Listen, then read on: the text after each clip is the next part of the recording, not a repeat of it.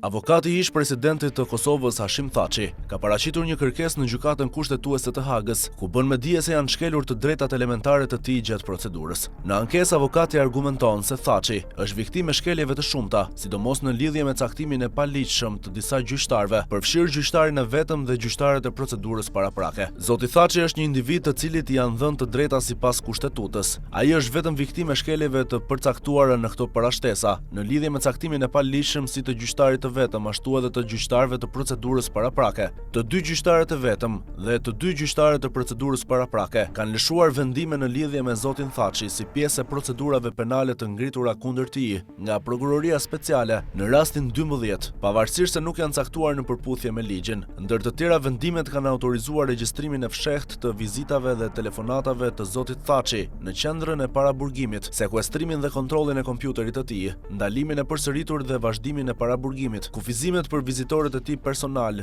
gjatë këtij paraburgimi dhe akt akuzën e tij në rastin 12, thuhet në parashtesë. Avokatët theksojnë se këto shkelje njollosin procesin që është përcjellur me veprime jo të lishme. Shkeljet e veçanta të nenit 31, të ngritura nga kjo kërkesë, nuk janë çështje që mund të korrigjohen në një fazë të mëvonshme të çështjes. Nuk ka asnjë hap që gjyqtari i vetëm i gjykimit mund të ndërmarrë që të korrigjojë parregullsinë që njollos këto procedura. Çështja është ndërtuar kryesisht mbi prova të cilat janë marrë në një mënyrë që nuk është në përputhje me ligjin e gjykatës speciale të KSK-s, pasi ato janë autorizuar nga gjyqtarë që nuk janë caktuar siç duhet dhe në mënyrë të rregullt sipas rregullës. Më e rëndësishmja, aktakuza nuk është lëshuar në përputhje me ligjin dhe kjo pavlefshmëri nuk mund të korrigjohet përveç se me një vendim të ri konfirmimi nga një gjyqtar i procedurës paraprake si i caktuar siç duhet, thuhet më tutje në parashtrim. Një tjetër argument i avokatëve është se janë shkelur të drejtat e privatësisë së Thaçit, pasi janë incizuar fshehtas bisedat e tij dhe janë marrë pajisjet e tij personale pa lejen e duhur.